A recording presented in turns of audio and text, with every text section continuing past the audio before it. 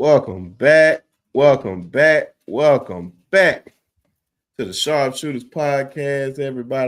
Everybody, I'm your humble and gracious host, Mr. Brinsky Sharp, on the ones, twos, threes, fours, to five, to six. I'm on everything.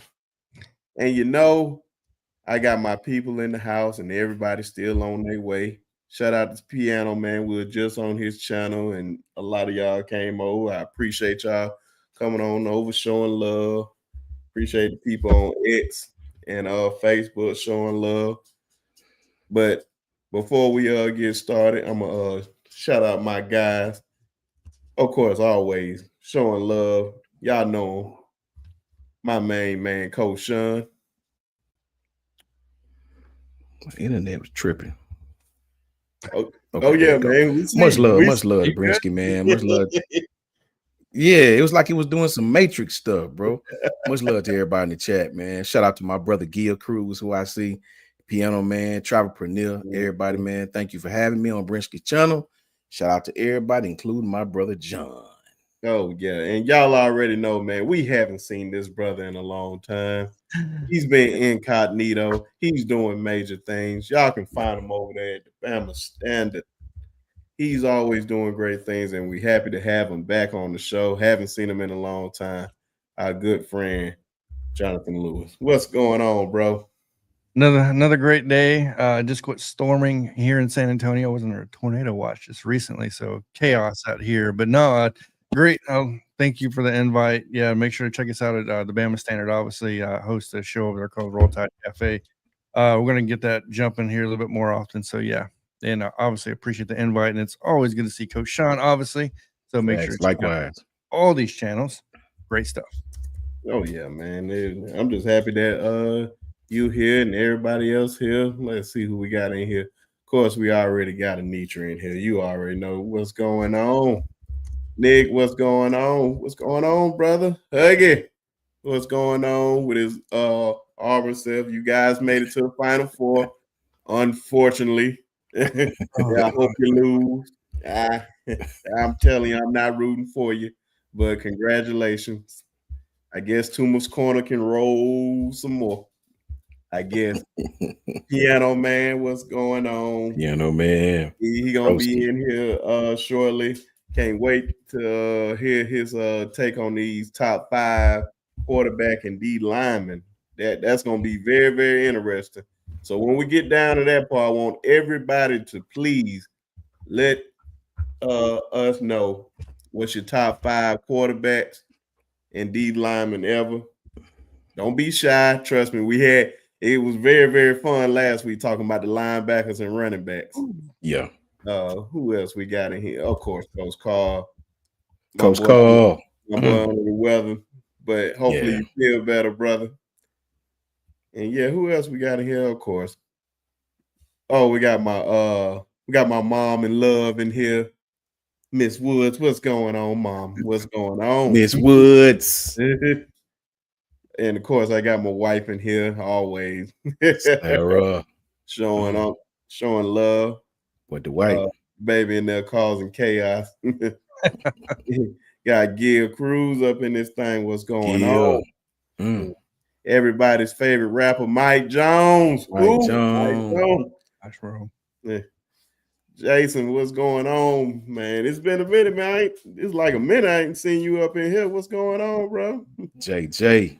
Oh, of course, we got our guy Dwight up in here, man. Right.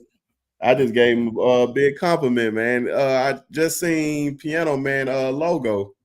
Yeah. And I was like, I figured Dwight did. That's why I mentioned it to him. I was like, damn, Dwight, you did that one? Yeah, he did a lot of them, man. I got to get me a damn green screen in a hurry. So man. I like that. Yeah, and I love Coach Carl green screen too. Yeah. And yeah, man, appreciate everybody coming on in the house tonight. Oh, and look, right before we about to start, the man, the myth, the legend, give you some of the best rants all over YouTube. Make you laugh and make you cry.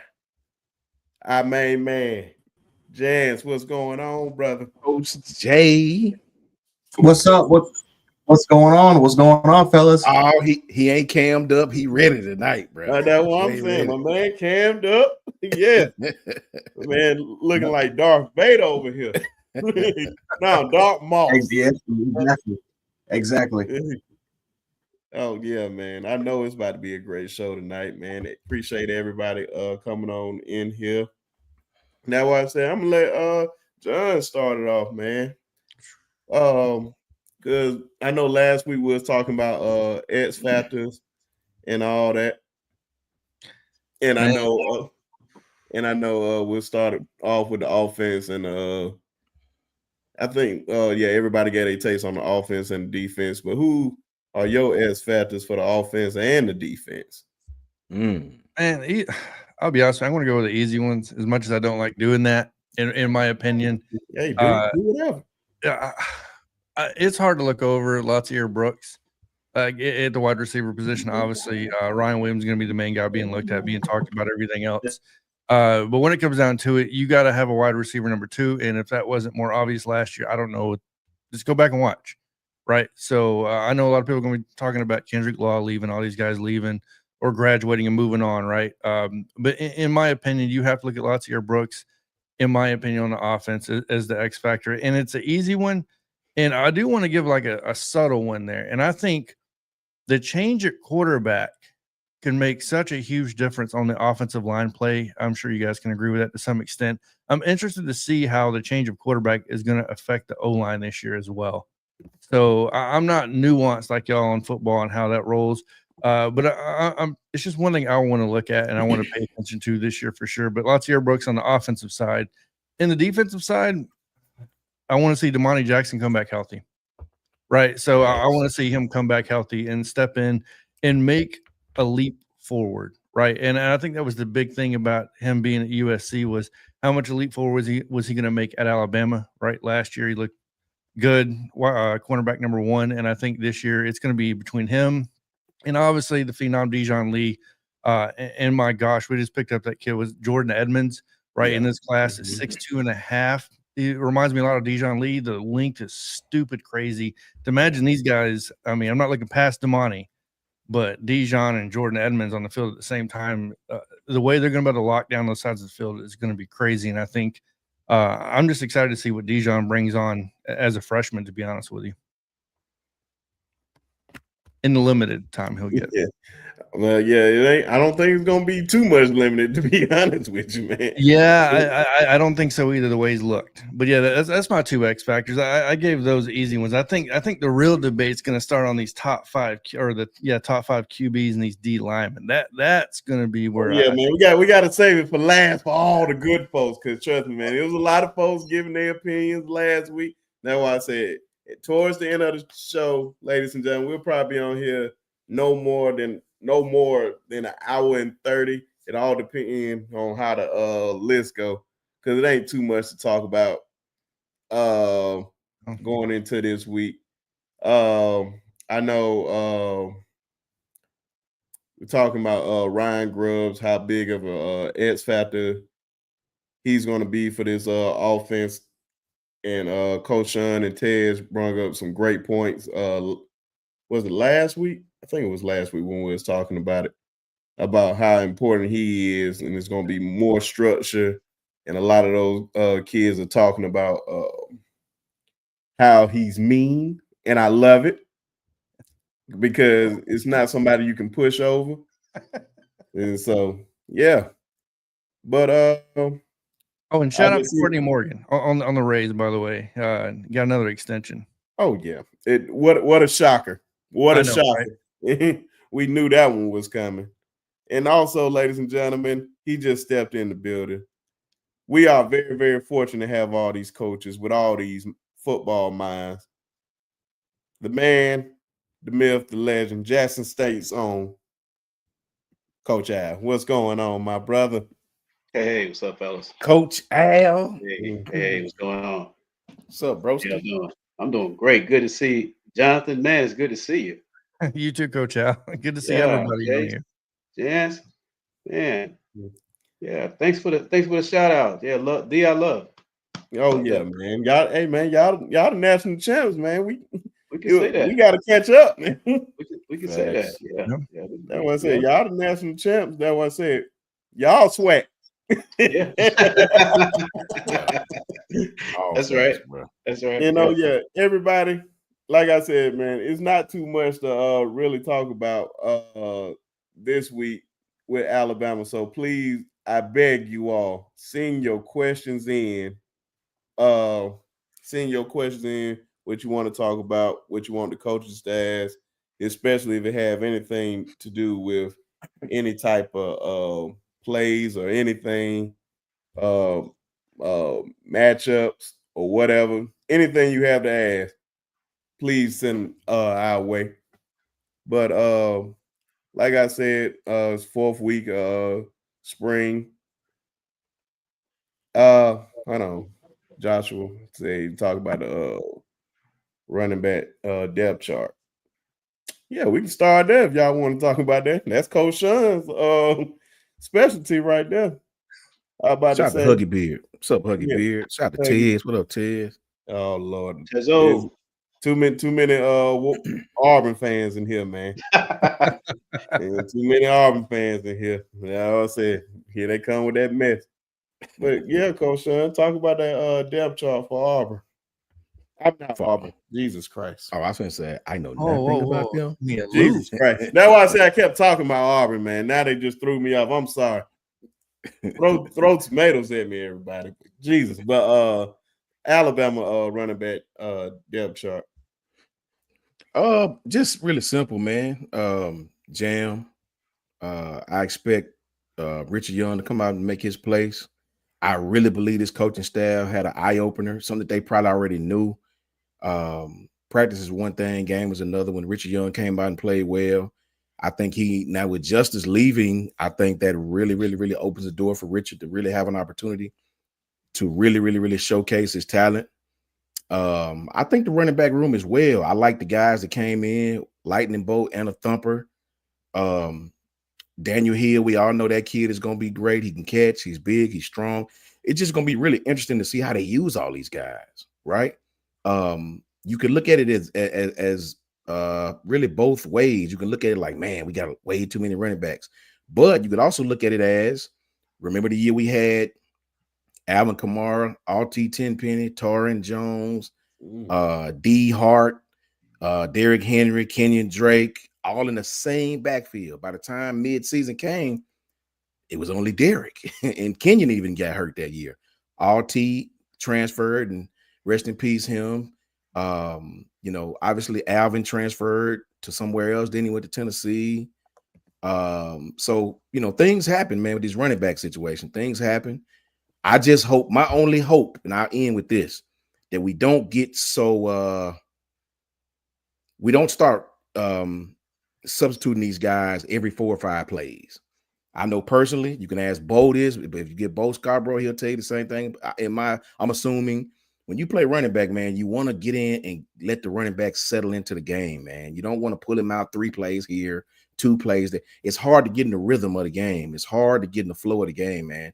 So put whoever in, let him play a couple of series to feel how the game is going.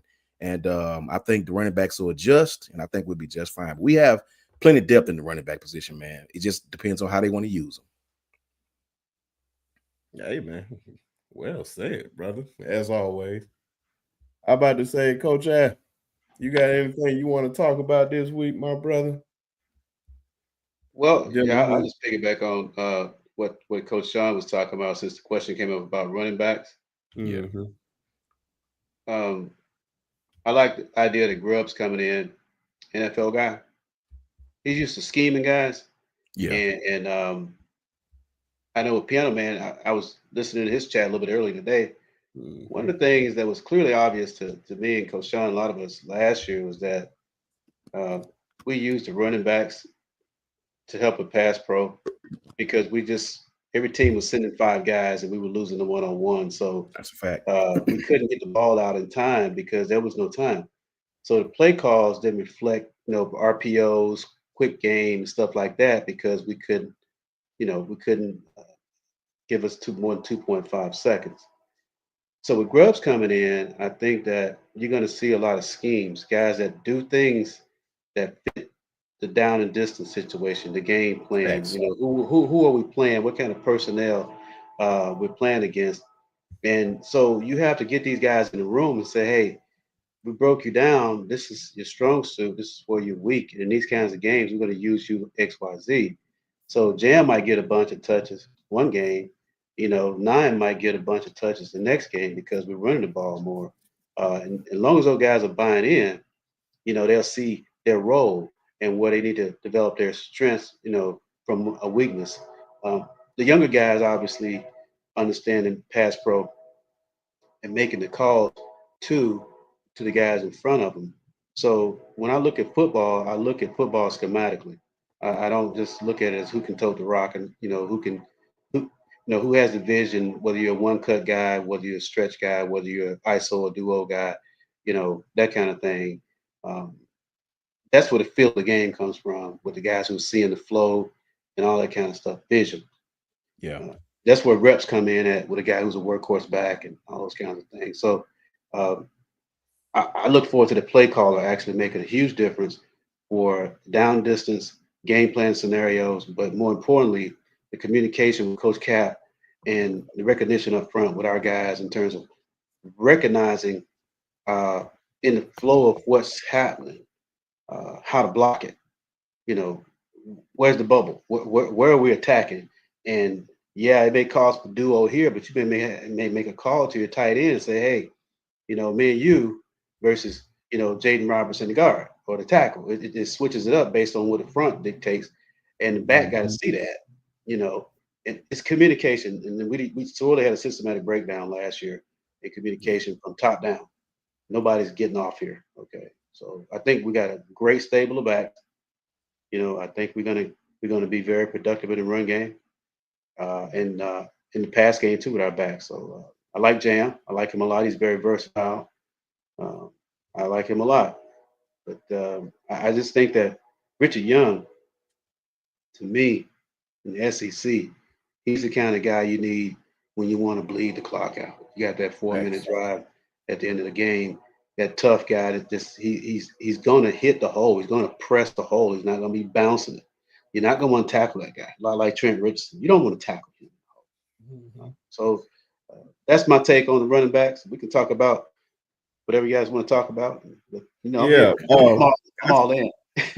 Yeah, I see two good questions. That's why I said, man, once they start asking questions, man, it just start flowing now. But I know when you were saying that about the running backs, like you need somebody to close out the game. Usually, like when Nick Saban used to have those drives, like them good old 8-minute, 9-minute drives to close out the fourth quarter to win the game.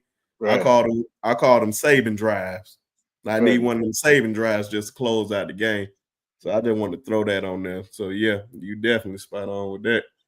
But Coach Burns, he challenged those guys to become a complete back, and you weren't gonna play for him unless you were a complete back, and that's why Derrick Henry and Najee and those guys. Well, I don't think Najee was there when Coach Burns was there, but going way back, I don't care who you were. Coach Burns gonna make you better for the next level, and we see the proofs in the pudding with the guys that ran the ball in Coach Burns. They have successful NFL careers. Yep. And they bought in. And it's showing too. Right. I'm about to say, Tez, you asked a real good question, but before I get there, I'm gonna let Jans answer this. It said Joshua said, I think the biggest reason Hayes was in front of Young was because he came in early. I like Young a lot. I think he's been injured a bit. Am I right? Do you believe that he was starting over him just because he came in early? Or what's your thoughts on that? This is Haynes and Young, right? Yeah, Hayes and Young. Richard Young. Okay. When he was here. I like I like Richard Young. I got to do some data analytics about it because I forgot the percentage of when we started to run a little bit more with zone, like with a little bit more kind of with our more kind of zone concepts compared to gap. I do know with Ryan Grubb, because it's something that we talked about like years ago, last year, but they ran, I mean, it's a mixture of zone and gap. They ran more of a gap scheme 54% of the time compared to 48, compared to a 48% of the time there. So Ryan Grubb's a guy that usually is in more towards the zone sort of direction, which I think that's where Justin Haynes kind of fits. Like, Trayvon Henderson, that's another running back, just top of my head, that is perfect for more of a zone scheme compared to when Quinshon Jacobs came in. Their philosophy kind of flips. Jameer Gibbs and Montgomery is another perfect example. So I think that if we take a look at the running back room last year, I just felt like for the most part, they had their complement in Justice Haynes and Jam Miller in terms of running backs that kind of defines or fits exactly what sort of gaps, that hybrid gap scheme that we kind of ran with Alabama, right? With the offensive line, where we started to run a little bit more towards zone, but then there were situations where we had gaps, where we had gap situations as well. Think we already had the complement. I think having 3 or 4 guys just wouldn't make any sense, at least in terms of a rotation. Really, honestly, whether if it's Sheridan, whether if it's Grubb, they've never really had more than 3 back, like more than 2 dudes. It's rare actually for the third back to kind of get in there and get a heavy use of rotation. Now we're used to that. We're used to 3 running backs getting in there and getting the rotation. But honestly, like it's like with Ryan Grubb, we're going to go to the exact same situation this time. I don't expect 3 running backs to get a heavily use of rotation. The only situation that's going to happen is if one running back is deficient in a certain area. So, for perfect example, like you bring in Washington, the 220-pounder. Yeah. He specializes as kind of more as a third down passing block. A guy that can pass block in that certain area. But I think one thing about our running backs was that Jan Miller could pass block. Maybe not as efficient as Washington, but Jan Miller and Richard Young, 2 guys that are bigger backs compared to Justice Haynes, and runs with a certain level of physicality, and also was a guy that can block and catch out of the backfield. I just don't know if Washington is going to be really included in that rotation. Not to mention, too, if Daniel Hill surpasses and he starts to continue to get his usage and reps, and he gets over Dline, well, then you have a 230-pound guy, 6'1", 230 pounds, that can kind of come in there, and you can see and hopefully his ability to pass block, because he does have a very strong lower base, so you could use him in that certain rotation as well. But either way, it's a 2-back heavy rotation. You could include the third in that particular area, but I think the only way Draylen's going to go in there is for third down pass blocking situations anyway. But no, I think compared to last year, I think we had 2 different playing styles compared to this year with Jam and Richard Young, where I think both of their running styles, both of what they do for a run for more of a run scheme situation, where I think we're going to lean a little bit more towards gap compared to zone, since especially because now that we have Ryan Grubb and he ran that more towards anyway during his time watching, that usage went incredibly up. I think 60. I would not be surprised if we go 60-40 in that particular area, and a big reason why is because we already have 2 running backs that fits that mold. Facts. Yes. Like, man, that's why Hey, Brisky. Go ahead. Can I drop something in here? One thing I want to see about Jam in terms of, player development, improvement, and maybe some of this has to do with play calling too. But if you look at the percentage of carries that Jam had last year, I think maybe 80% of his carries went to the right. Mm-hmm. So to me, if I'm a defensive guy and Jam's in the game, we're slanting to that side of the field. We're taking that away. Yeah. Okay. We didn't have any guys that could. Well, I think we had it. I just think that we didn't utilize it. But we had guys that primarily just ran off. That were kind of more guys that you can kind of run, kind of off tackle, or maybe can run in between the guard and the tackle. We didn't really have those guys that could be versatile that you can use in the interior, off tackle, in between. You didn't have those guys, so it made it so predictable for the defense, for a lot of defensive line alignments to go ahead and just crowd it late in the year. Oklahoma did a phenomenal job in terms of taking that away because they didn't trust our ability to get through the interior. Just running what's called. He's just running. That's what I'm getting at. Yep.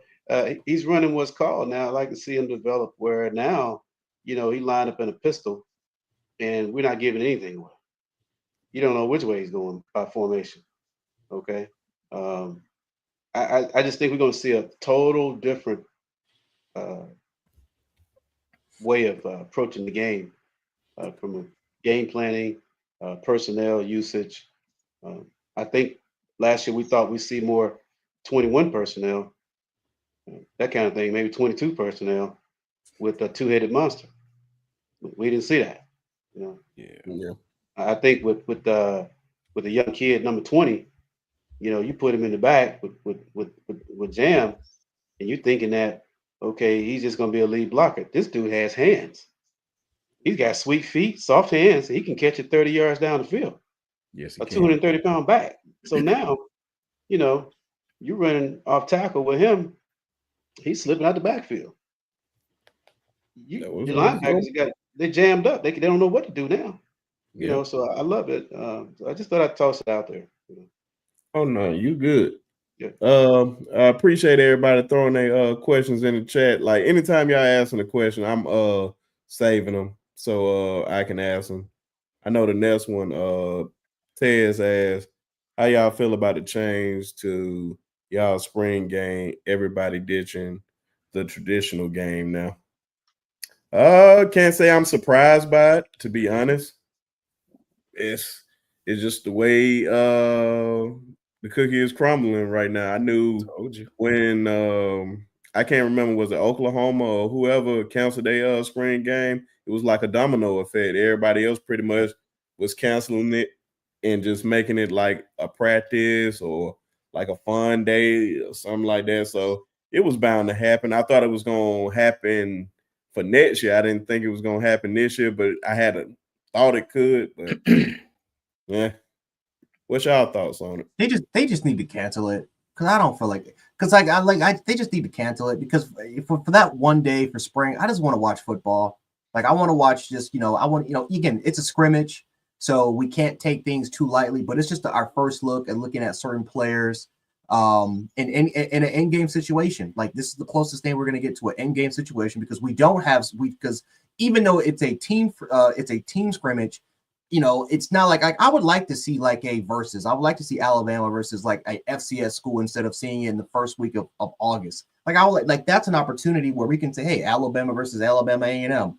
That would have been awesome to watch, or Jackson State, or whatever. Like give these schools an opportunity for them to kind of showcase their talent. That's more film potentially for NFL scouts to look at, because scouts, they do be at these spring games. I actually, they do be there. So that would have been an opportunity to showcase it. But of course, because Colorado and Syracuse, because that was canceled, or again, because the NCAA denied that, we're never going to see that. You're never going to get that opportunity. So yeah, you're going to start seeing more teams get into this direction because they don't want to see any other players get hurt.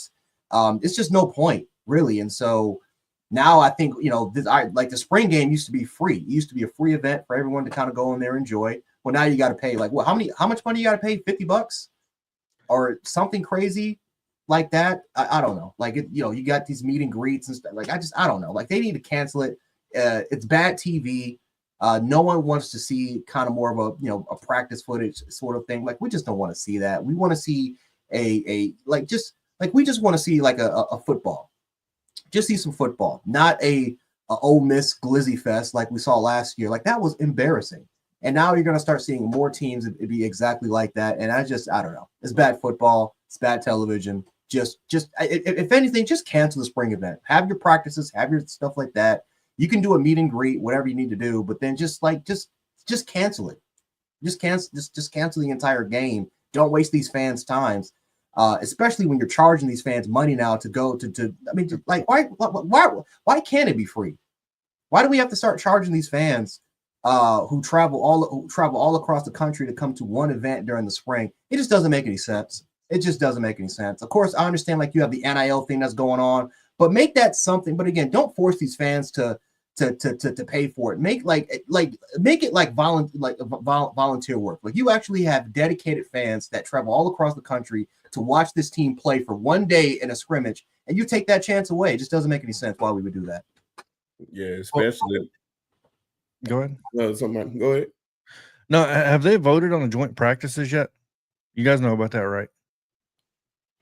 So they're voting. If you guys look it up, they're voting to try to implement next year where the teams will start having joint practices. So like Alabama and UAB, stuff like that. I think we're starting to see that gear towards more the NFL, how they do joint practices. You know what I mean? Stuff like that. Mhm. I honestly think that we're starting to turn in that direction.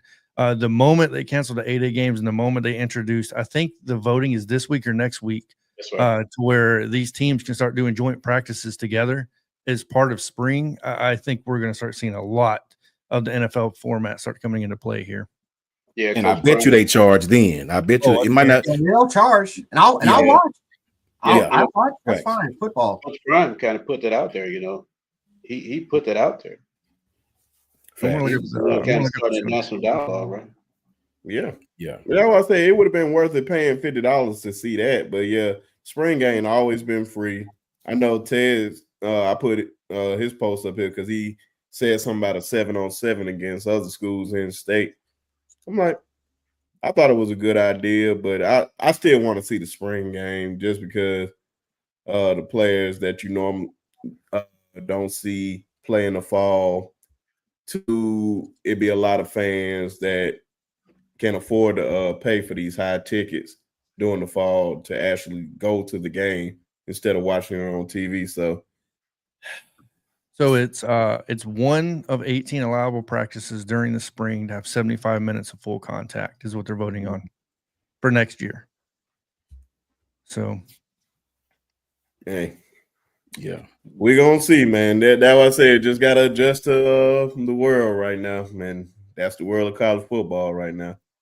K Sway asked us to ask you guys, what's your favorite wide receiver route? I already know. I think he said he already know Coach Sean's. Yeah, I coached him. Yeah. Oh, okay. Well, I'm gonna let you go first since we know. Shout out. He already know. He already know. Shout out to Juwan Wiggins, UNA. You know what I'm saying? Shout out to University of North Alabama. He already know. You know what I mean? And Coach Al knows. Coach J knows. It ain't. But I love all routes, but my favorite. I didn't play wide receiver, but I was always jealous of those guys that got a chance to catch a defense in single high safety, and you run. Say you run 2 or 3 slants and you complete them. Then you come back. Al, you know where I'm going with this. Come back. The safety already on the edge. He mad you didn't caught them slants, and then you run a post corner. And he just stuck.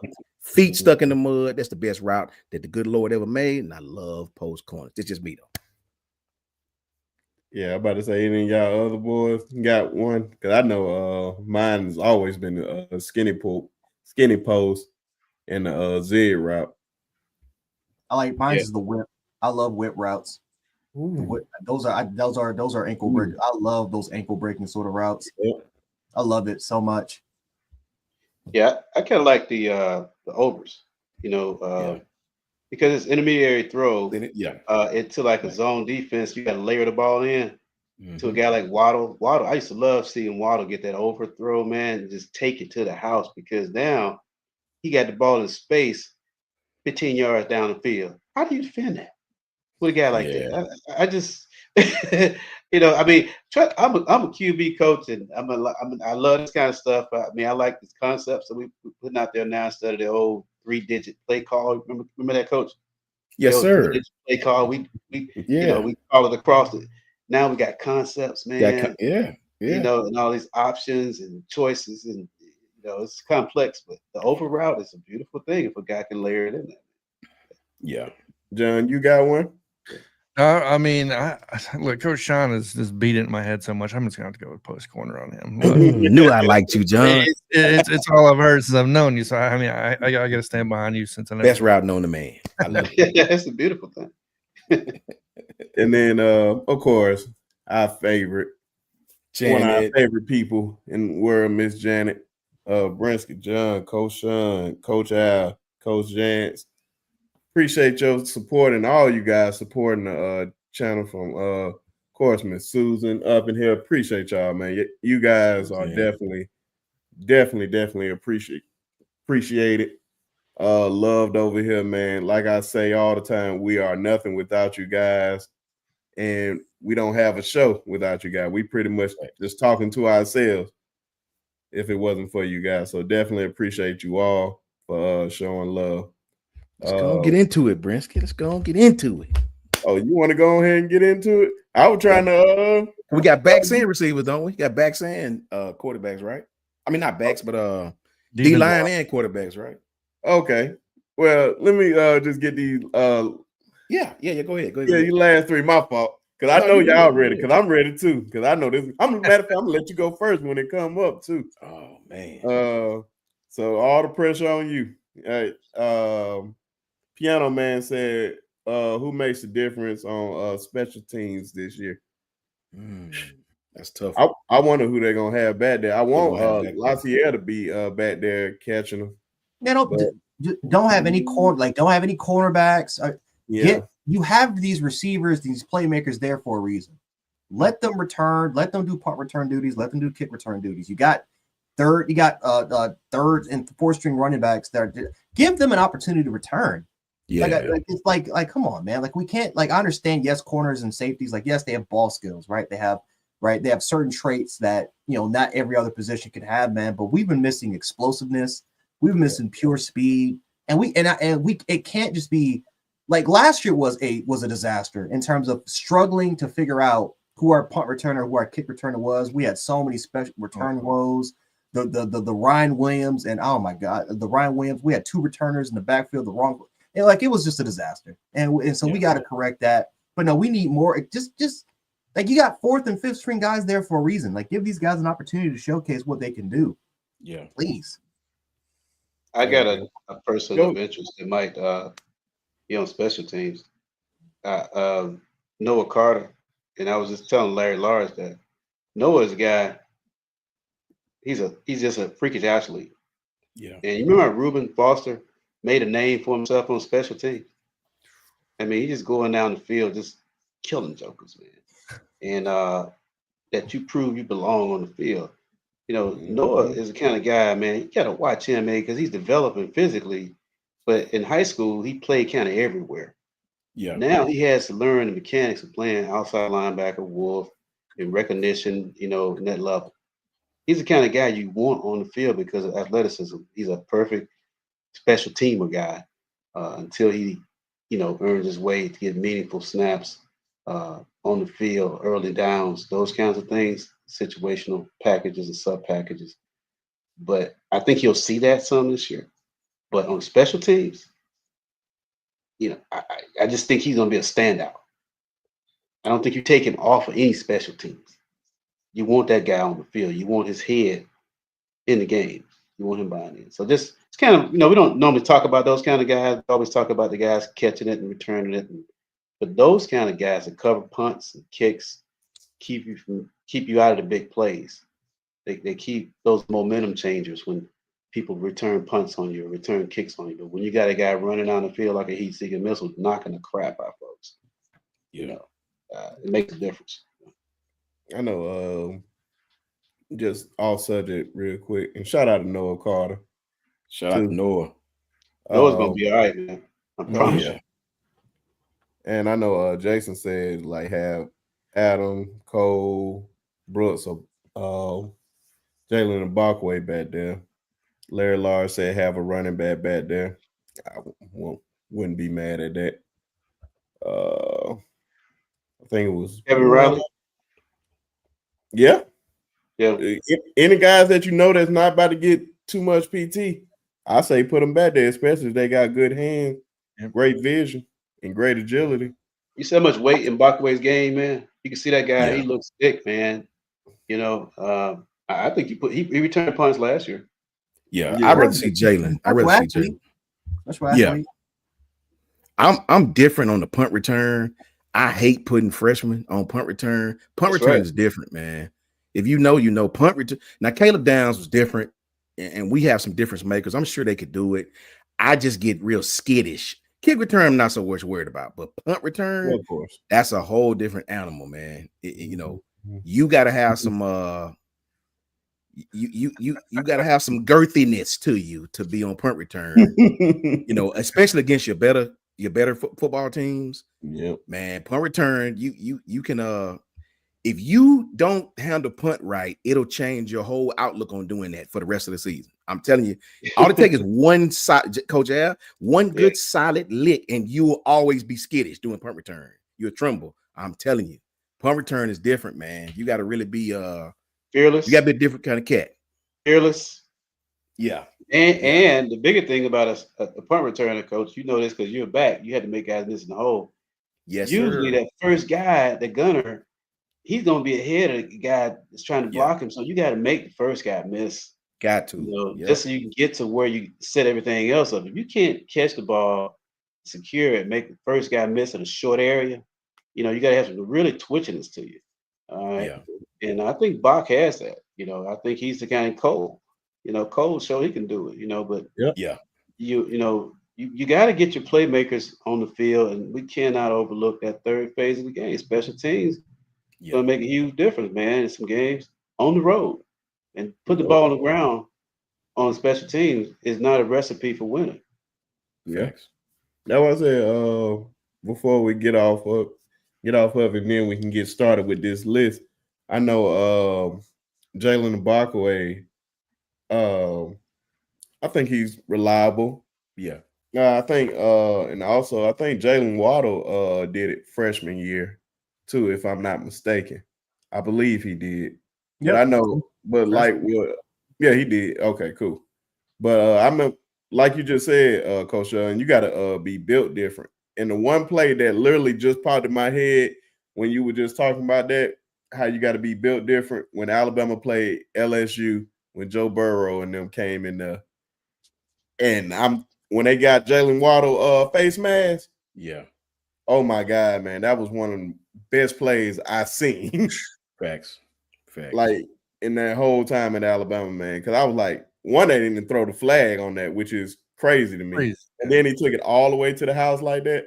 Yeah. Man, it ain't no way you couldn't have told me we weren't gonna win that game. Yeah, Jalen was different. And if you got somebody like that that's just fearless, and you got to use them. But every freshman ain't like that, man. Oh, no. I promise you. That's why I said I just like somebody with reliable hands. That's the one thing that's important to me. Are you reliable back there? Yeah. But this last one before we get into it, like I said, everybody have your list ready. I'm gonna say the quarterbacks for last, or wherever Coach Sean start, that's where we're gonna start. How about that? that's where we're gonna start. Whatever y'all want to do. But do y'all think Keon Keeley would be a starter or a rotational guy or neither? At this point, I don't know. We just have to wait and see. If I had to take a wild guess, I would say rotational, and he will start his senior year. Me too. I don't really know either.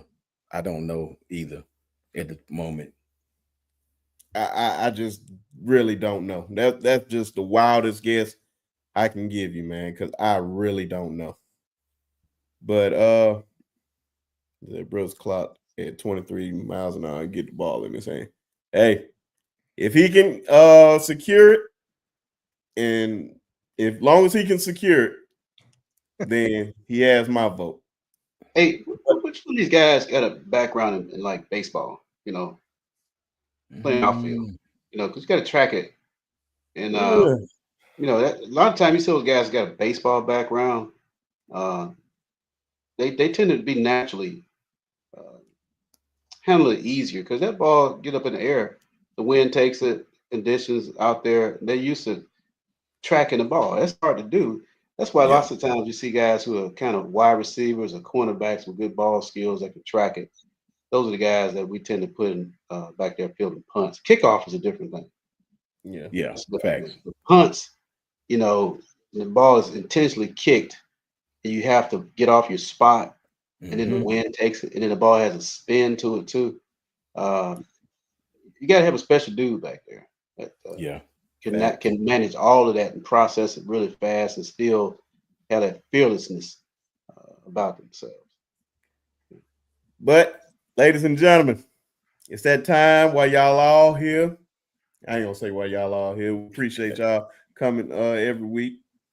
But time for your top 5 Alabama quarterbacks and D linemen ever in the history of the school. So, and of course, I just said we're gonna start off with Coach Sean. Wherever he started, that's where we're going. I go D-line first. Say the QBs. Okay, last. so we're saving the quarterbacks for last. But let me say this. Let me say this for everybody out there that's listening. Remember this. I had to give a PSA really quickly. When we decide this all-time stuff, remember it. Everybody's criteria may be different. Like Coach Al had a good point. Coach Al picked a lot of people who, like he said, his thinking is if you talented, you talented. He picked guys that transition well to the league. See, I was totally different. I picked guys. I tried to purposely block the NFL out and strictly what they done in college. So everybody's is different, right? And the quarterbacks is going to be really, really weird because do you pick top 5 talented? Do you pick top 5 most decorated? Do you pick top 5? I mean, everybody's is different. That's the fun in this, right? Mm-hmm. So this D-line stuff was very, very tough for me because we've had a lot of great defensive linemen. Are we doing honorable mention? Oh yeah, definitely. However many honorable mentions you want to throw out there. Because it was extremely difficult for me to pick just these defensive linemen because we have so many great defensive linemen, man, that I can remember. Honorable mention Deron Payne for me. Honorable mention Jeffrey Pagan. Honorable mention Kendall Moorhead. Honorable mention for me, Jaron Reed and Ashawn Robinson. I mean, I could just go on and on with the honorable mention, but top 5 ever, right? And for us, and everybody's ever is different, right? My ever is just in my lifetime of who I saw. I can't put, Leroy up there because I never seen him play. I never seen him play, right? So my top 5 going from 5 to 1, and I'll tell you why this is my top 5. At number 5, I got John Copeland, 1992 Alabama football team, defensive end. His bookend mate, Eric Curry. This guy was 6'5". John Copeland was 6'3", 285, 10.5 sacks. These guys were awesome, man. To me, this was the best Alabama football team defensively that I've ever seen in the history of in my eyeballs. You know what I mean? These guys only gave up 194 total yards. They only gave up 9 points per game all season long.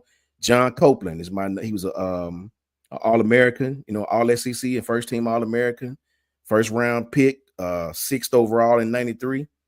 That's at number 5. At number 4, I got his bookend mate, Eric Curry. Curry and Copeland. You can't say one name without the other. Curry, Copeland, Curry. However you want to say it. They called them the bookends. 1992 team, first team All SEC and a consensus All-American, also with 10.5 sacks.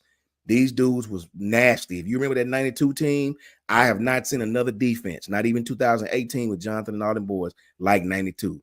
Them dudes was totally different, right? That's number 5. Number 4, Eric Curry. Number 3, also Eric Curry was first round 5th pick. He went 5th. Copeland went 6th, right? Tampa Bay and Cincinnati. Number 3 is Marcel Darius. First round, 3rd pick overall in 2011, first team All SEC, 2010 MVP of the BCS National Championship games, 11 tackles for loss, 34 tackles, 10 quarterback hurries with 5 sacks. Marcel Darius, they moved him all over the place, and he was an absolute monster everywhere they played him. You know what I mean? Couldn't be blocked. Number 2, first round, 3rd pick overall in 2019 with 71 tackles, 20 tackles for loss. Now, mind you, this kid had 20 tackles for loss from the nose. At that time, he was playing nose, zero tech. Quentin Williams, he's my number 2 overall. Quentin Williams had 20 tackles for loss. This guy had 43 pressures in 2 seasons, 43 pressures from the inside. I can't explain to y'all how difficult that is. He won the Outland Trophy for the best interior lineman. He was a consensus All-American and a first-team All-SEC guy, first round, 3rd pick overall, and still dominating. Like Coach Al say, he's still dominating in the NFL to this day. And the only guy that I could pick above him is probably the most decorated defensive lineman in my recollection of Bama football, and that's Jonathan Allen. First round, 17th pick. Overall, this kid had 69 tackles, 16 tackles for loss.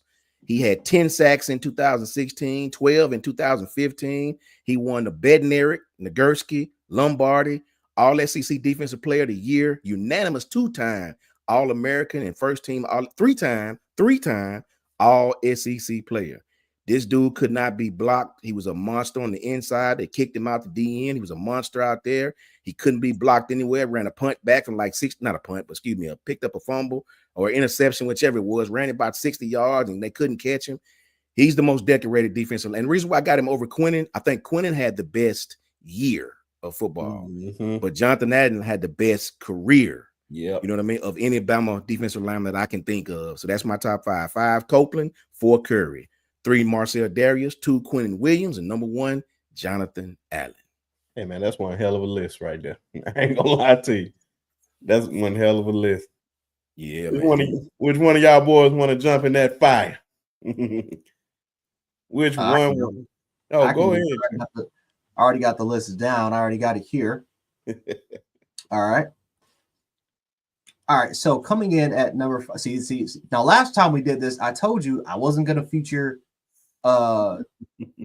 edge rushers, right? Yep. For the outside linebacker list, because they're edge rushers, right? So for the most part, they primarily work the quarterback. Some of them got their hand in the dirt. Some others got our stand-up players. So we're going to include some of them on the list. All right. So coming in number 5, and again, I'll include every era. Like I try to do my research. I watch film and stuff like that and stuff, whatever. So if we do interior offensive lineman, we do interior offensive lineman. Spoiler alert, John Hanna's number 1. Sorry. My dad made me watch film of him. John Hanna was a monster, so it is what it is there. But coming in at number 5 for me, I got to put some respect on Eric Curry. Got to put some respect on him.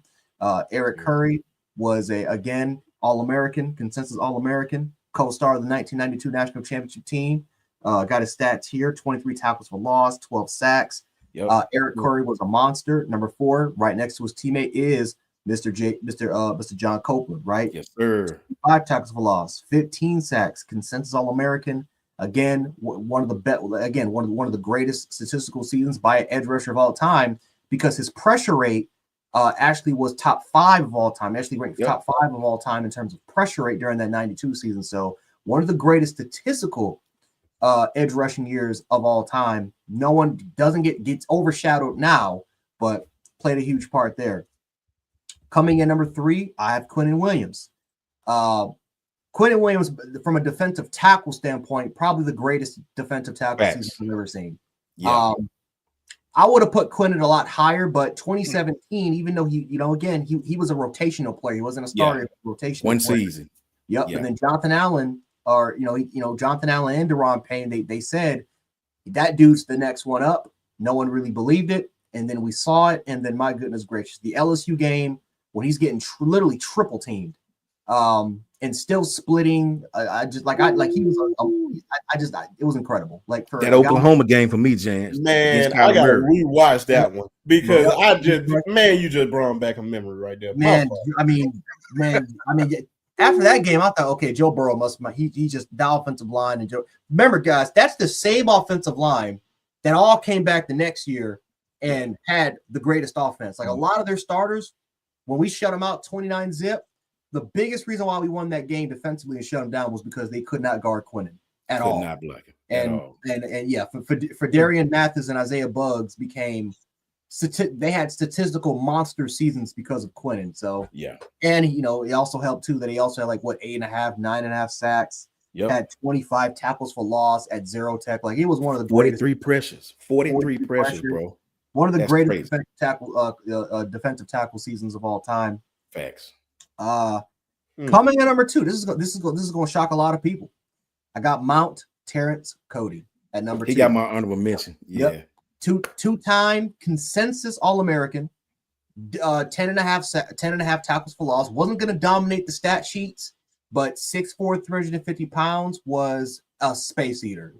Yeah. I mean, he was just a space eater. You could not block him. You had to get 2 guys on him. And for 350 pounds, he moved very light for his weight. I mean, I think that he was kind of the modernized one tech. Unfortunately, I just think that kind of played in the wrong era. I think that if he would have kind of came out today, how NFL teams, especially because the one tech is now it's valued now more. It's starting to get a little bit more valued now, more than it did 10, 15 years ago, because that was the league. The league was your space eating defensive tackles because of the style of offense being run. But now that we're starting to lean more in towards we're starting to lean more towards running the football. Running backs are getting a lot more value. Carries are starting to go up. Yards are starting to go up. They're now starting to enter the space eater era again. So Terrence Cody was the king and star, I think, for Alabama history in terms of that. Not to mention, too, he probably had the most impactful play out of any defensive lineman probably had with the field goal unit. Because I'm so glad you said that. That is still hands down my favorite play in the history of Alabama, just because how I felt in that moment. If it wasn't for that play, we might have not have played for a national championship. Because even if we would have beat Florida, you know how the BCS is. Like, the BCS was weird. Remember, Boise State went undefeated that year, and they beat Oregon. They destroyed them. So who knows what could have happened if we would have lost that game. But I got Mount Cody at number 2. And then finally, at number 1, this is a tough one because I left a lot of great players off this list. I left legends off this list. But coming in number 1, I got to put Jonathan Allen. And no, Will Anderson is an honorable mention. Will Anderson is an honorable mention. I didn't have him on outside linebacker list. I know people may call me crazy because of the sacks and the tackles for loss and the impact he had for 3 years. He did not make my list. I got to put Jonathan Allen on there. 3-time first-team All-SEC player. It didn't matter. You can put him in an odd man front, even front, doesn't even matter. He was the beast incarnate. Should have been a 2-time national champion. That's a fact. Unfortunately, we got screwed. We got screwed because our offensive coordinator decided to leave for Thailand and take the Ole Miss job, and so we got screwed by that. But Jonathan Allen, most decorated Alabama player, defensive lineman I think ever. And yes, Will Anderson did not make my list, but he is an honorable mention. And yes, Derek, if for those asking too, Derek Thomas, he's in a category of his own. So whatever. Like he's literally in his own category. He doesn't like, he's too worthy to even make a list. Like, he has his own category. God tier. That's where he is. That's exactly where he is. That's the God tier list. He's in a realm by himself, man. I about to say, Coach Al, which one? I guess I'll go next. So I just got to give an honorable mention only because I watched him play. I love the game. Tim Williams coming off the edge his last year was unstoppable. But I included them in my outside linebackers. Yeah, I didn't know where to put them. That's the odd thing. If you want to go that way, that's cool. We talked about it last week because we did talk about that last week because Jazz did point that out. That's just an honorable mention. I got to mention a couple of guys I didn't get to watch play because, well, obviously my family talking about him. Leroy Cook. Look, in my opinion, you can't leave him off a list. The next guy to me is, in my opinion, if you do the research and you talk about somebody I didn't watch, Marty Loins, the only defensive lineman in the College Football Hall of Fame for Alabama, period. So I hear about that. I've never seen those guys play. I didn't hear about them. Don't worry, you got more joining them. Definitely soon incoming. Go ahead, Coach Al. No, he played with the Dolphins for a long time. Marty Lions. Okay. I had to look him up. I can talk history. I'll be your history book on the channel. There you go. So, I've always heard them talked about, but when you talk about these next three are obviously ones I watch personally. And look, I had 6 minutes to make this list, so I don't have all the stats in front of me or anything else. Brinsky and me were talking like, "Hey, jump on." I'm like, "Yeah, I'm driving home. I may be late." And this is no particular order, by the way. If I had to go in a particular order, I would say Marcel Darius here at number 3. For a lot of obvious reasons that Coach Sean and everybody else has pointed out here. Number 2, Quinnen Williams. And number 1, I have Jonathan Allen. And when you talk about Jonathan Allen, I just think of one play, and it's when he Supermaned over the Texas A&M. Was it Texas A&M? He took it away from him, man. Yeah. When he did that, I'm like, oh, this is different. We already knew he was different, but this just solidified it. Like, where's the statue? We need a statue of that. That kid was dominant. That's cemented. Yeah, it was multiple years. And it's hard because when you look at how decorated and is how great he was and versatile, it's hard to put anybody else in that number 1 spot to me, for me personally. If Quinnen had played at that level another year, I would yeah, put Quinn. easy. Yeah, big time. I was Definitely about to agree. say, Yeah, that's my vote. Larry Large had Allen, had Williams, has Darius, has Copeland, has Payne. That's not a bad list. See, I didn't include Payne because Payne had that 1 year as well. He put it rotationally, and it just didn't, And Darius, when I think of Darius now, especially, I always have that interception against Texas right before halftime, like in for a touchdown. That's like stuck in my brain. Yeah, knocking out Cope. He knocked Colt out. Yeah, man, they all like, man. One of the biggest moments in Bama school history was knocking out Colt McCoy. I know Texas fans still complain about that to this day. We had Colt, we would have won the game. Yeah, okay. Listen here, gents. I known DeHaven freshman year 2009. We went to the national championship January 2010. What is it? 2025. DeHaven still complains about that play to this day because he's a big Texas fan. If we had Colt, trust me, bro. If I know he's complaining about it, I know Texas fan, and he's one of the biggest ones. So I know how they feel, but guess what? I don't care. And if I was 6'2", 190, I'd be in the Hall of Fame. I promise you. If Colt don't play defense, ain't nothing they can say. I can promise you that.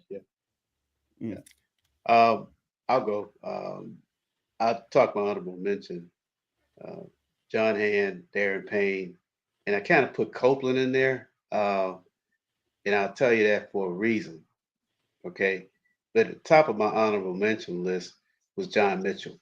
And that's purely from a historical perspective of how he transformed Alabama in a time where things were very difficult for players that looked like him to play at Alabama. And he was an All-American team captain and all of that at Alabama. So to me, to come into that mix with that kind of pressure on you and to still uphold the standard, he has greatness all over him. I don't care what the stats say. Obviously, Bear was there. He was a truly transitional player for Bear Bryant, and he was a standard bearer for the university then and even now. So he's at the top of my honorable mention list, but still keep an asterisk on John Copeland for me, please. Now at 5, I got Marcel Darius for obvious reasons, the big dancing bear. You know what I mean? Okay. Curry at 4. And this is where my list gets a little twisty that I told you to keep Copeland, because I plugged in Will Anderson at 3. Because Will Anderson is a guy with his hand in the dirt. He's not a linebacker. He's an edge rusher.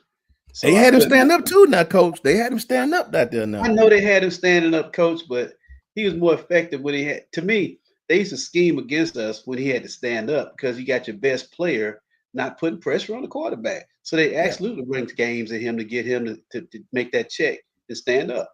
So, but I would plug in John Copeland at 3 too. If I will Anderson as a defender, number 3, Quinnen obviously at number 2. All the stats have been put out there, but Jonathan Allen, I'm gonna put a twist on that. A lot of people talk about Julio Jones as one of Saban's transformational signings to change the trajectory of the program. Well, I think Jonathan Allen is the Batman to the Robin on defense for Saban's defense during this time in Alabama. It's a significant signing and a significant player just as much as Julio was on the offensive side. Okay, so undeniably, Jonathan Allen is unanimous choice as number 1 top overall defensive lineman in the history of the University of Alabama. 5-star kid, Virginia. 5-star kid from Virginia, no less. Yeah, he didn't come from Alabama. He wasn't an Alabama kid. He's from Virginia.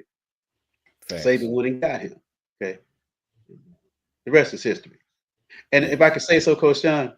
Yes. Greatness translates to the next level. Yes, sir. If you great, you're great. Great, you're great. Yes, sir. And speaking of this list, man, I'm very fortunate that my team drafted 2 of these guys, Daron Payne and Jonathan Allen. Yeah. So I'm very fortunate. Allen gone now. I know, man, and I'm mad. I'm glad he got some money for the Vikings. he's going to show out for the Vikings. It's going to be a good comeback year for him. So shout out to Jonathan Allen, man. Wish he was still there. But mine, man, Mount Cody. These are all honorable mention. Mount Cody, man, like I said, still my favorite play in the history of Alabama that I ever seen, because I just remember how hard I was screaming. Even though we wasn't supposed to be in that situation. If you go back and look at that game, we wasn't supposed to be in that situation. We had the game won. We almost blew it. And Coach Saban was really mad at them boys because we should never even been in that situation. And it was Tennessee. That we would have lost that. I promise. Like Jan said, that game, he helped us. That play saved us to go play in the national championship game, which we won. Ryan Anderson, man, he up there with him just because he played. You can say there sometime, but I just know it just translates to Ashawn Robinson, because when we play, and just so happened Tennessee again, Ryan Anderson coming off the edge, sacking the quarterback, and Ashawn Robinson catching the interception, almost about to take it into the end zone. Ashawn Robinson is one of my favorites ever. Jan Reed, of course.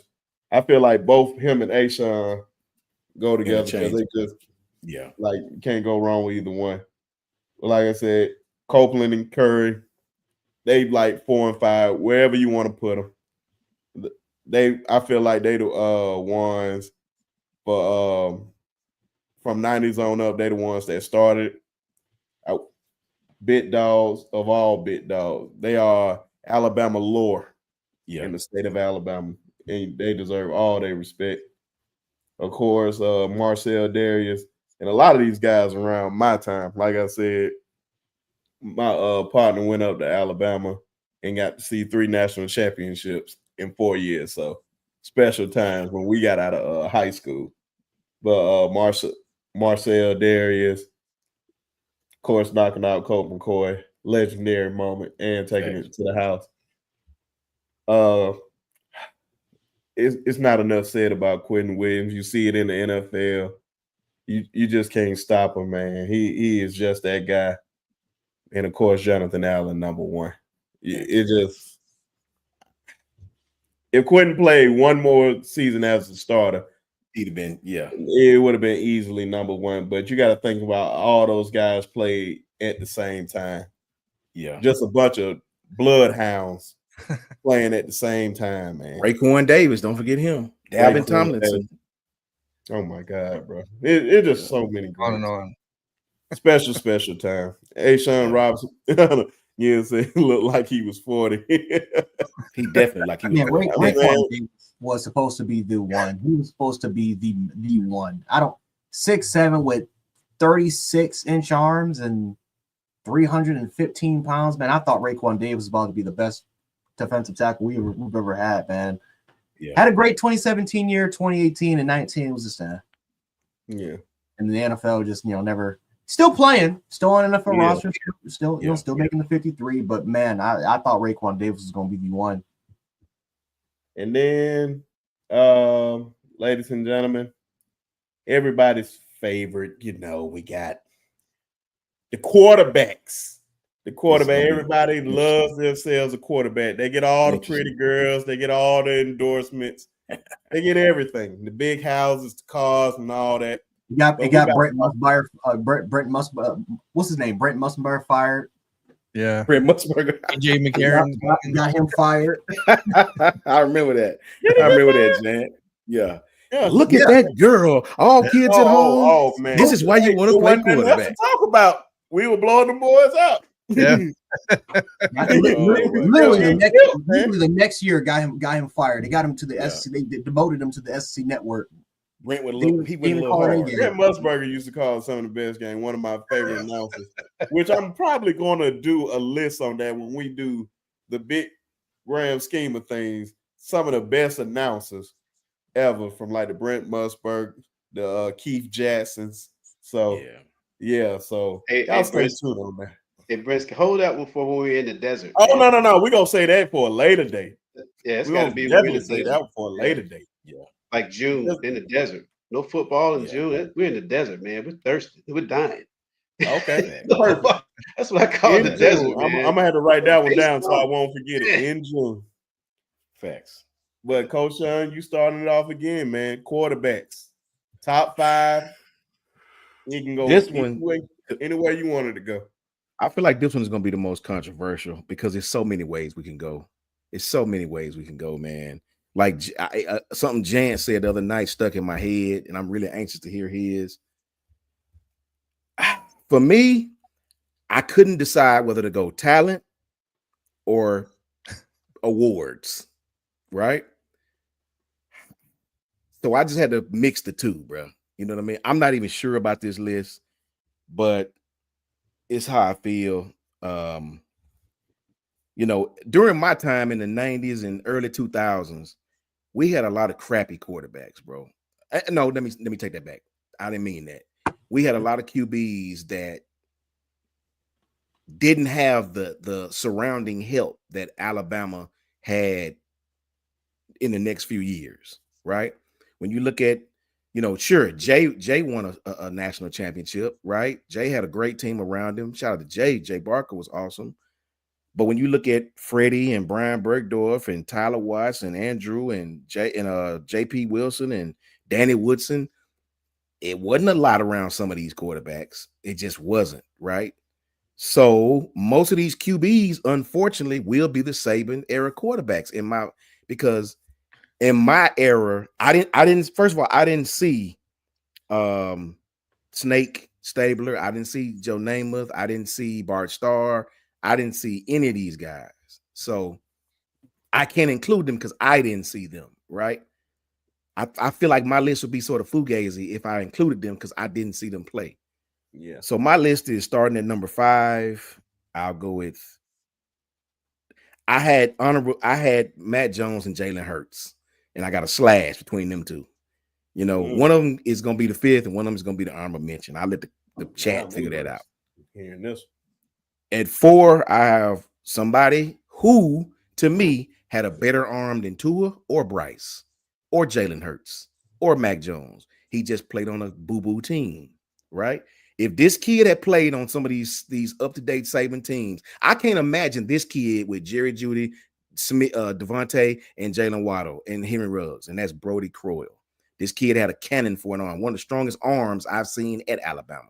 He just did not. I knew you were going to say that, Coach. Yes, I knew that kid could whip it, man, He and go ask the sling Kansas it, City man. Chiefs because he had a couple of good seasons with the Kansas City Chiefs. Hurt He his was back, just got frail. hurt. He was a thin guy.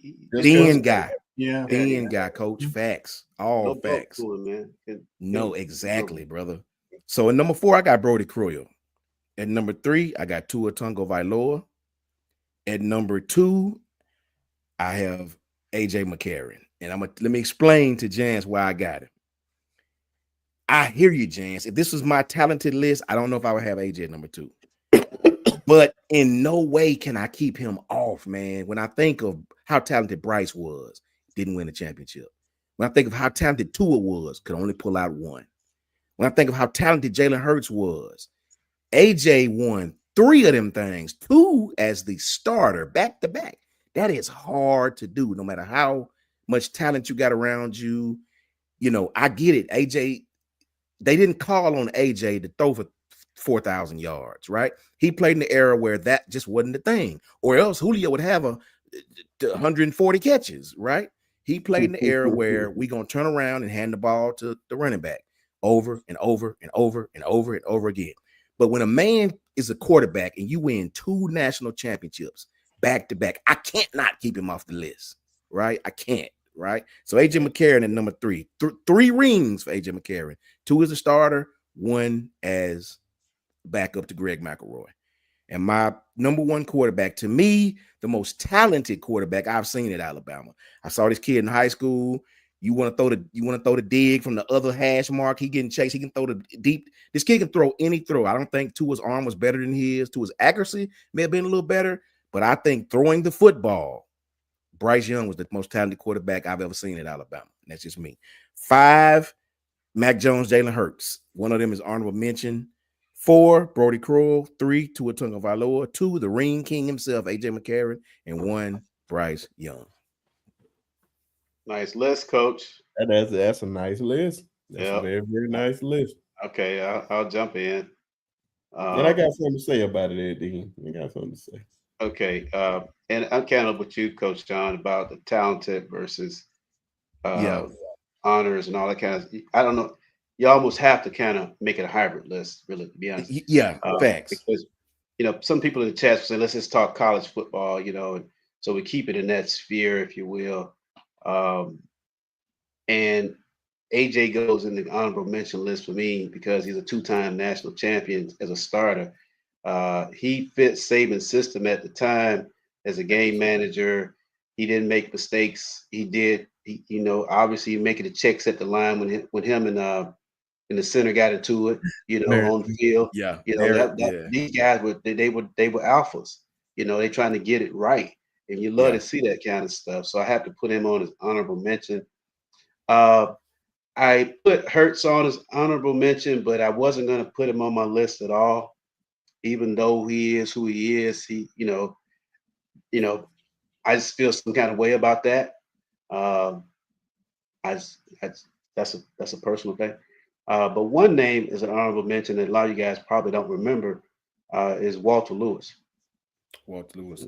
Okay, he came in. I think when the Ray Perkins, I think he was out there, but he's the guy that nobody in Alabama world talks about because he was a guy that played quarterback. Okay, engineering student kind of guy. And then once he left Bama, you never heard from him again. But he was one of the first kind of guys that was a dual threat kind of guy. Yeah. And uber talented, but football wasn't his all be all thing. He wasn't trying to be all pro NFL guy, but as a quarterback, watching what you want a quarterback to do, escapability, durability, toughness, leadership, all those traits, cerebral, had an arm, played within Ray Perkins' system, and we didn't have a really good team when Ray Perkins was there after he followed Bear, so he's not getting a lot of love. But guess who was at the games? I was. I'm watching it on Coach. Was that the Bo Jackson years? I think he played. Was that the Bo Jackson years?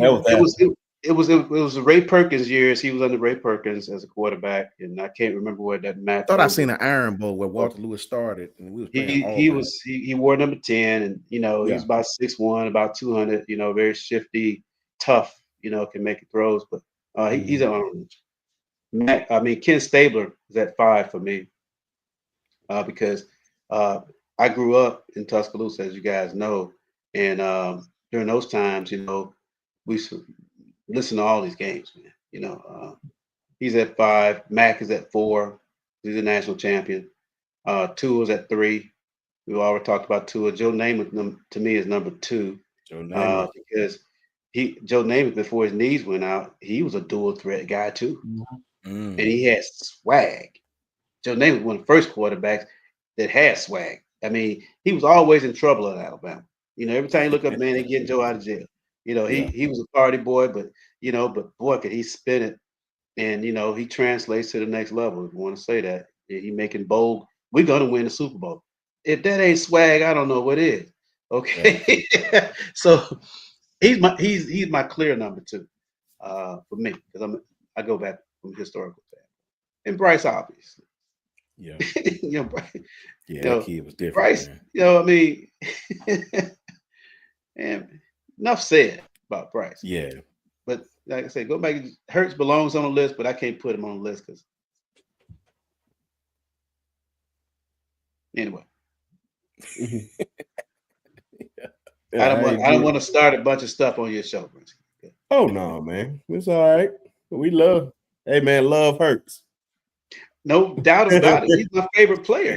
Now, I'm gonna tell you, if you want to say that, he's my favorite quarterback at Alabama. Yeah, facts. Mm-hmm. Class personified, man. Instead of having an S on his chest, he got a big C. Class. Mm-hmm. Yeah. If that's where you start and stop with him, man. Character. Yeah. He's at the top what of the you list. got for me?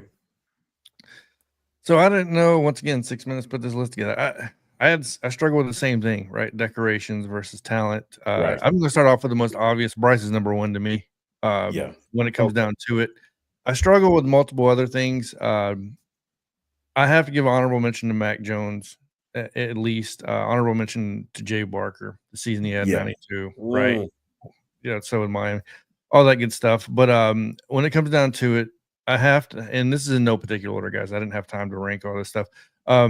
Joe Namath has to be on the list. Once again, I love swagger. I love goat. I love all that.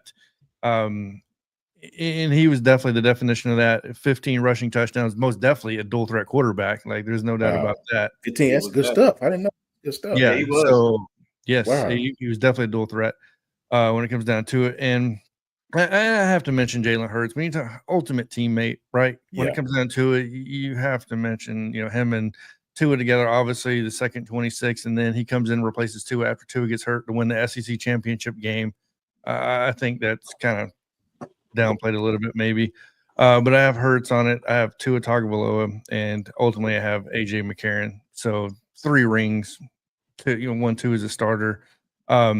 And really started off the Saban era, I guess, really in that way. Well, I mean, you can argue Brody Croyle, and then going over to JP, then merging over into me personally. I love Brody Croyle, but it was kind of before that time where we weren't that good, right? So watching them at Kansas City and all that good stuff. But Greg McElroy too was the first one where I don't know. Like, I just like Greg McElroy a lot, to be honest with you. So I still like Greg too. I met him in real life. This list was hard to me, and I've never really played at that league, right? I've never coached, so this is a really hard list for me. This is more of a fan list, I guess you could say, more than anything. But Bryce Young, AJ McCarron, right, because of all that good stuff. To right, Jalen Hurts. To me, you got to add Joe. You got to add Broadway Joe to that list, and then you could add in Jay Barker, 92, obvious, and then Mac Jones and those guys. I don't know as an honorable mention, but yeah, fun stuff. Facts. James, what you got for me? All right, so at number 5, I am going to put AJ McCarron on the list. I had to do a lot of thinking about that. I actually got cussed out. I got cussed out about a couple times. Shout out to my mom. She because she was watching the show, and she told me I'm not gonna say it, but pretty much she told me off. AJ McCarron is one of her favorite players. I'll put AJ McCarron on the list. 2-time, 3-time national champion. The 2012 season, this is actually a good point she brought up, was he had one of the most efficient seasons in school history. 30 touchdowns, 3 interceptions. His pass rating was number 1. His QBR was number 1. Heisman Trophy candidate. Jameis won it that year. Yep, he was a Heisman Trophy candidate, second team All-American. So I'm like, you know what? That's a good point. That's a good point. And that's a good point. I remember that year because Geno Smith, everyone kept saying that he should have been All-American, and people were pissed off that he wasn't invited to the Heisman ceremony.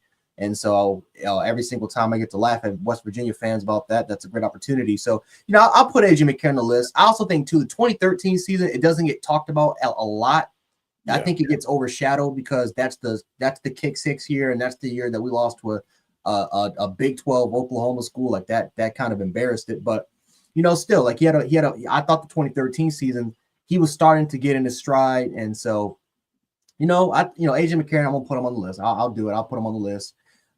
Number 4, I'll put Joe Namath here. He put Alabama on the map in terms of national recognition. Of course, Bama was winning national championships, but still, like, that's the era where you had all these different polls, and there were like 2 or 3 national champions in a season. But Joe Namath, in terms of star power, I felt like he was the first big star that everyone in America knew about. And so, he had the looks. He had the athleticism, the swagger. I mean, he had everything. And so, dual threat guy, 15 rushing touchdowns, won a national championship in '64. So, you gotta give a lot of credit to Joe Namath. Number 1 overall pick. Right, number 1 overall pick. Yep. Oh, was he? Okay, yes, sir. He was. Yep. And so, he was in a way, he was the first mega star for the program. So, so we gotta give Joe Namath some credit there. Number 3, I am going to put Jalen Hurts on the list. I was thinking about making him an honorable mention, but I'll put him on the list because I think 2016, even though that was probably the most talented defense we've probably ever had. Maybe 92 is an argument, but even though that was probably the most talented defense we ever had, 2016 he actually kind of saved it because Jalen Hurts was forced into that role because Blake Barnett would have been the starting quarterback, and Blake Barnett was awful. He was god awful. And I don't know how many wins we would have had if Blake Barnett was the quarterback. And so, Jalen Hurts, kind of came in, was able to do his thing, won the spring game, won a lot of fans over with his spring performance, talking to a lot of the players on the sidelines. I'll never forget it. But yeah, I mean, Jalen Hurts, two-time, has been to the playoffs every single year of his career. Obviously, we all know in terms of first team freshman, one SEC Offensive Player of the Year, all the accolades. But yeah, I mean, he's had a lot of huge, impactful moments for the program. Obviously, I think the 2016 one against Ole Miss, we were going to lose 3 times to Ole Miss, and thankfully, Jalen Hurts, I remember people forget we were down 24 to 3 or 24 to 10 against Ole Miss, and shout out to Chad Kelly.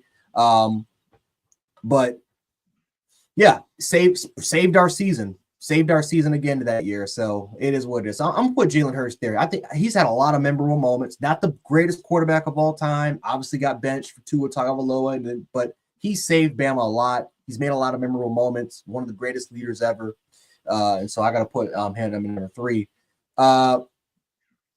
Number 2 is I got to put Tua Tagovailoa. Got to put Tua there. Mac Jones is an honorable mention. Mac Jones did have the greatest passing season ever by an Alabama quarterback.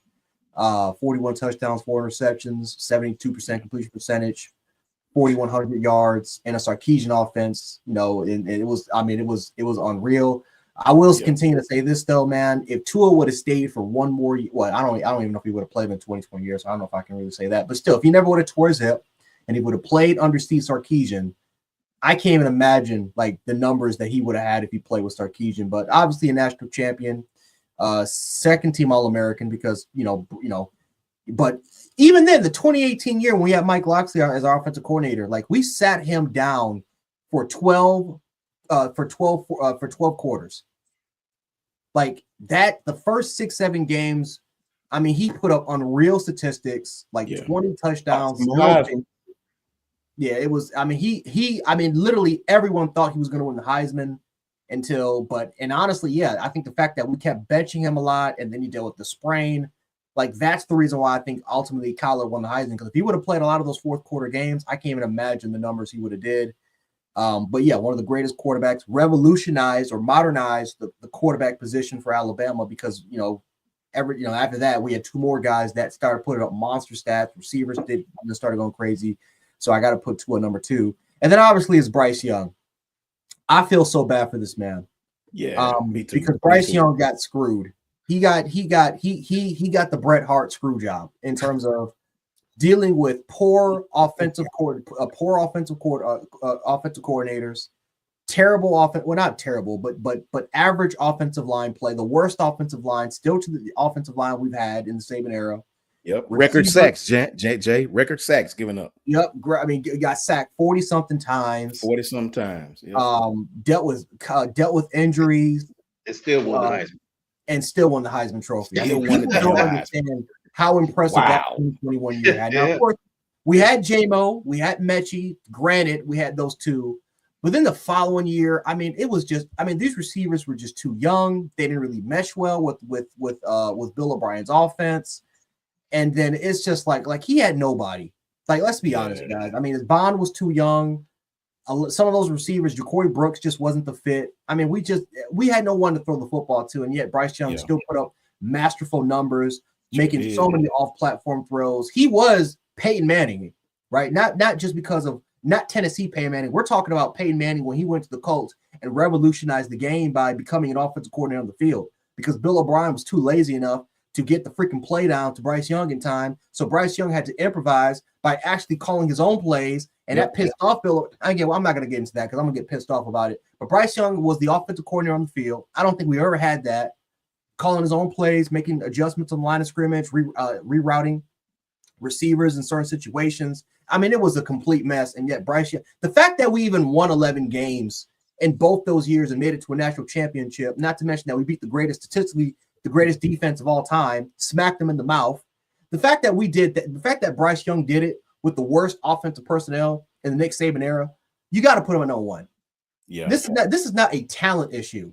This is a we screwed you issue. And so we got to put you at number one because we realize if you would have, I don't know, man, I just feel bad for him. I feel bad for Bryce, man. And so thankfully he's turning things around as again, he's Superman and he's saving the Carolina Panthers organization because again, for a third year in a row, they put him in a bad situation with bad offensive play, terrible receivers. It's terrible. Bryce Young, I don't know. Maybe this is revenge for him dominating at Mater Dei. Maybe this is revenge, even though he did lose to DJ Uiagalelei, St. John Bosco 2019. But I just feel so bad for Bryce because I met the young kid. I watched him play against IMG Academy. Still, the greatest high school football game I've ever seen. The greatest showcase of talent I have ever seen in all over the field. IMG Academy. I was there. I met him. He was such a cool kid, and it's like he was just put through. I swear, you can write a fable tale about him. What's the fable tale? It's like because I don't want to compare it to biblical verses. I know someone will kill me on that, but it's like he's just put through he was purposely put through the gauntlet just to see if he can just last. It's just like God tested him. Just to see if he can survive the triumphs and if he can just be himself or he's going to falter and go and side with the devil's side. And he's just continuing to press through. I feel bad for him. I feel bad for Bryce, but I'm putting him number one. I just am. Man, let me tell you something. The way you just cooked on that Bryce Young piece, oh my God. You basically said everything. Spoiler alert, he's my number one. I'm not saying nothing else about Bryce Young because you said everything known to man. Because literally that second year, he had to be Superman for real. He willed us to a lot of wins. That LSU and Tennessee game, for one, the Tennessee game, when dude speared him in the face. Oh my God, they ain't call that. Come on, man. Like we need to stop that. That one still pissed me off to this day. Only two games that we lost a year, and him and Will Anderson ended their career by playing in the Sugar Bowl. And add that as the topping because that is rare what those guys did. Mm-hmm. And then those guys going 1-3 in the NFL draft. I just pray to God. And then folks calling him a bust. This lets me know how many folks do not watch the game. If you literally see the Carolina Panthers play, especially on that offensive line, time he says hike, he has to make a decision in 1 second every play, or he's going to get killed. And I don't know too many great quarterbacks that need to make a decision in 1 second. And then you got receiver, and then your number one is Bryce Young is the football version of Job for the book of Job in the Bible. I'm sorry. I don't. Some people may be upset about it. He is the football version of Job. Oh wow, Jess. Hey, I swear he is. Hey, if it want to be controversial, let it be controversial. Truth is I swear. Hey, Brisky, you got your shorts right there. Hey, the truth is true. The truth is true. It's the truth. It's like he's like looking. He's like, God, why? That's gonna go like, viral. why do you have to give you the worst receivers and the worst offensive line? Like, why me? And he's like, Bryce, just keep doing what you're doing. You're gonna prevail. You got too much. You're gonna prevail. And we seen how he did at the end of last season with the Panthers, like how they just got hot with those receivers, especially with Adam Thielen as your best receiver. Yes, Adam Thielen, Xavier. Still not giving the man no help. I said, oh, if he's so trash, trade him. Trade him to Pittsburgh. Let's find out how trash he really is. Let's find out how trash he really Imagine this. Imagine if Bryce Young had Jerry Jeudy, Devontae Smith, Henry Ruggs, and Jalen Waddle. Imagine if Bryce, I know Tua was awesome, but imagine if Bryce had those same plethora of wide receivers. You see what he did with J-Mo with just one. I mean, Mechie was great too, but you see what he did with J-Mo. And if J-Mo had played, we'd have another national championship. That's just a straight up fact. No disrespect to no Georgia fans. Like it's just like I'm telling you, it's like God, why? Why?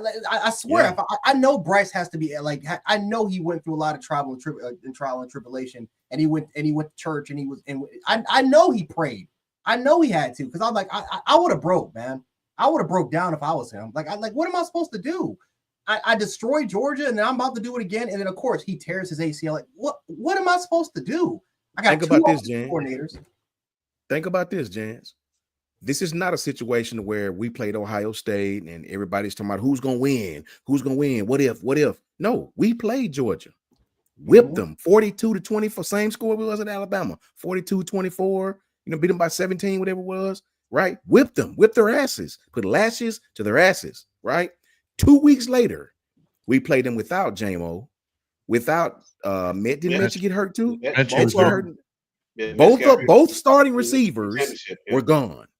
Both starting corners, people forget, Josh Jobe and Shaheem Carter, gone, right? And you beat us. And people see the score and they think there was a blowout. Alabama had the lead with 9 minutes to go in the fourth quarter. Alabama was up 18-13. That's right. In that game. We were going to do it with Rich. We were going to do it with freshman players that didn't even see a snap. After running the wrong route and everything. Didn't even know. And we still had the lead, Jance.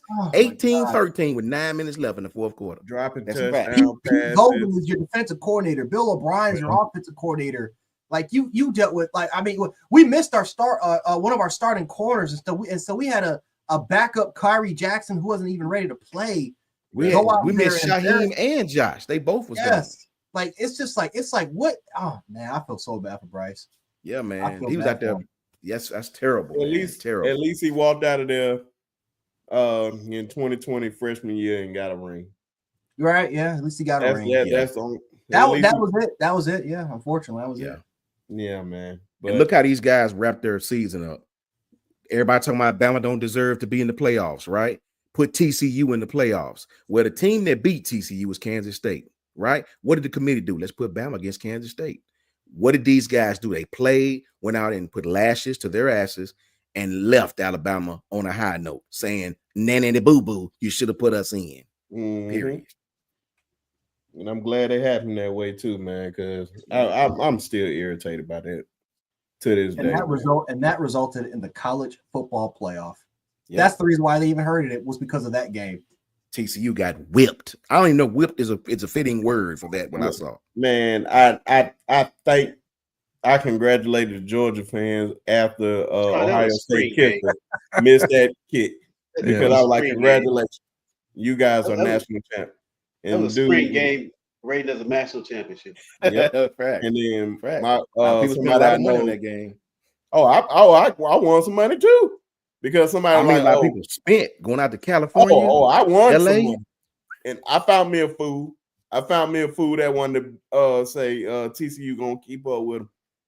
And then we were 7-7. Said, "Oh, you nervous?" You know what the score was after that? 60-something to 7. Like, man, come on, man. At the third quarter, I can't even put that score in college football 25 on Hall of Fame. I can't even replicate that score. Facts. Like, how do y'all? Come on, man. Like, that was a thrashing. I don't know if I've ever seen anything like it. That was a thrashing. But I already gave up the number one. Just want to give Blake Sims some love, man. Great 1 year that he had, especially with Coop, giving Coop that Belinda Koff award. Of course, Joe Namath, Bart Starr, Kenny Stabler. I think we're the only school that has 3 Hall of Fame quarterbacks in the Pro Football Hall of Fame. I think. I'm not sure. The Mac man himself, Matt Jones. I'm gonna put Mac at 5 for me, man, because that year he had in 2020, that's one of my favorite college football teams at Bama. Y'all made a great case for AJ. I had to remember this about AJ, but I still give AJ just a little flack only because he played behind, I believe, the greatest defense ever is that 2011 Alabama defense. The only game they lost was the 9-6 game. Like, I think the stats match up. Like, man, those guys were lights out with C.J. Mosley, Dante Hightower. I think C.J. Mosley almost leg almost came off. It's still one of the most gruesome injuries I've seen that I don't think nobody ever talks about.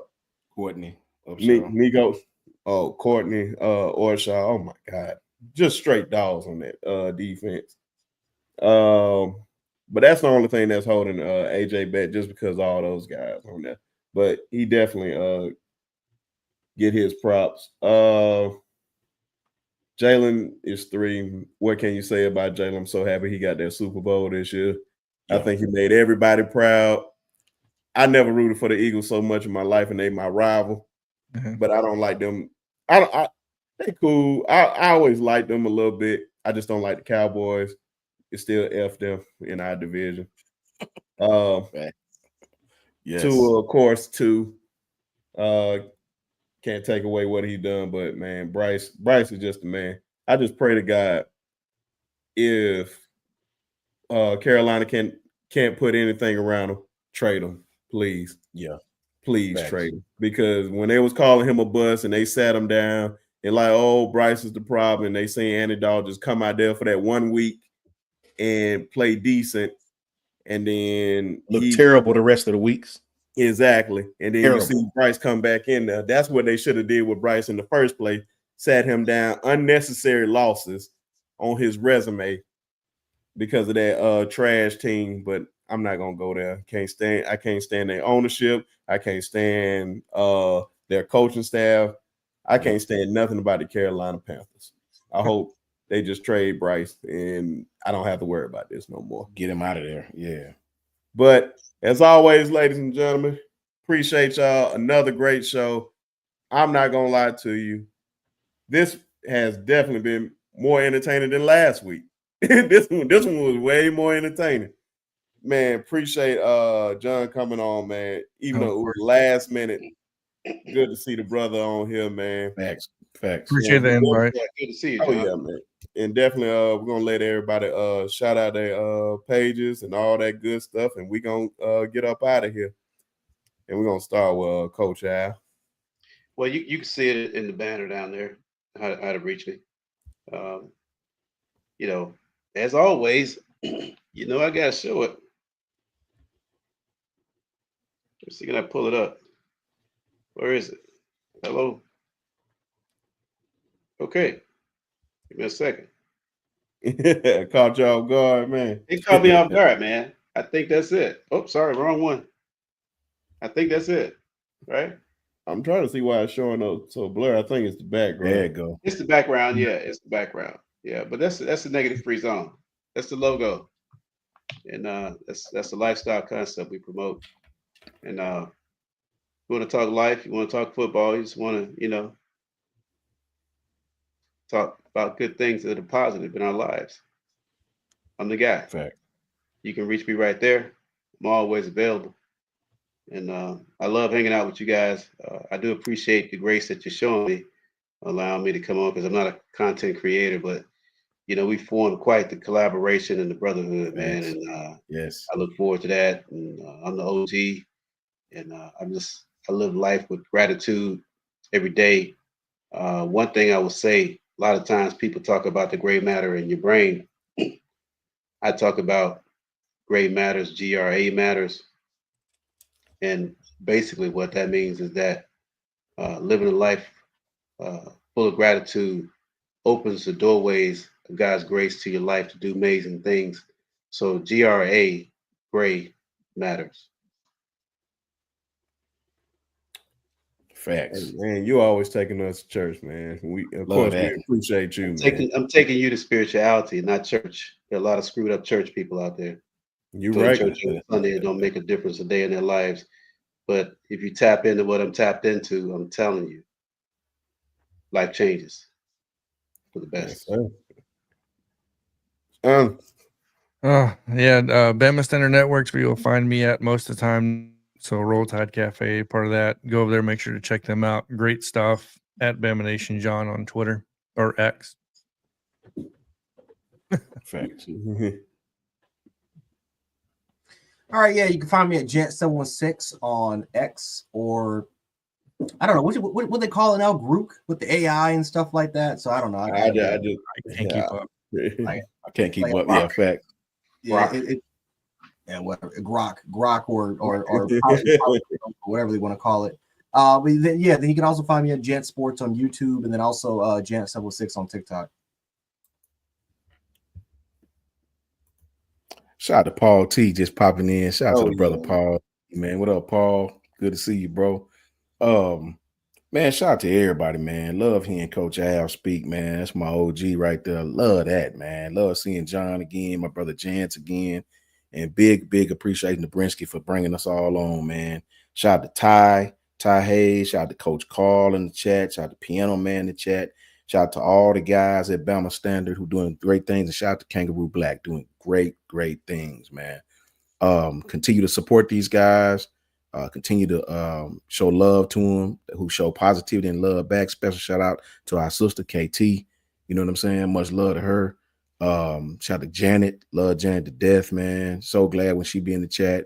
Lisa Fitzhugh. All our friends who tap in with us, man. You know, love all those people to death, man. And note to all Bama fans, man. You can't hate on the we all fans. We are all fans. We get frustrated with our team. But the more you show hate to a young man, he don't forget it. You can't bad talk him like he's nothing. If you want to criticize his play, that's one thing. But when you start going overboard with it, then he get in the NFL and have a great career. Now you want to claim him again. I can assure you the player don't forget that. Neither does his family. You know what I'm saying? If this was my channel, you know what I mean? I ain't gonna do that to my friends. I would tell you what I really think of you. I don't give a damn. You know what I mean? I criticize their play, right? But start talking about a young man's character and dissing a young man. Then he get in the NFL. Now you want to holler built by Bama. No, you don't get that. You don't get that. You got these people. That's taking us to church. It's the truth, man. I get it. Man. Some of these dudes don't know a first down from a damn touchdown. Never played ball in their life. But to criticize a young man because he threw an interception and talk about how garbage he is. You don't know the first thing about playing no ball. None of you don't know nothing. You know what I mean? So don't wait till the kid get in the pros and want to bad talk him. You know what I'm saying? Want to bad talk him while he at Bama because your little team didn't win, right? Then he get in the pros and do something spectacular. Now you want to wrap your arms around him. Nah, you fake. Jalen Hurts. You're fake, bro. You're fake. I got no time for that kind of stuff, man. Shout out to all the Bama players. I'll never forget spring 2018, man. I mean, a lot of people were bashing the crap out of Jalen Hurts. Yeah, talking bad about, just dissing the man and calling him trash and all this. These people with big beer bellies sitting on the couch calling him trash.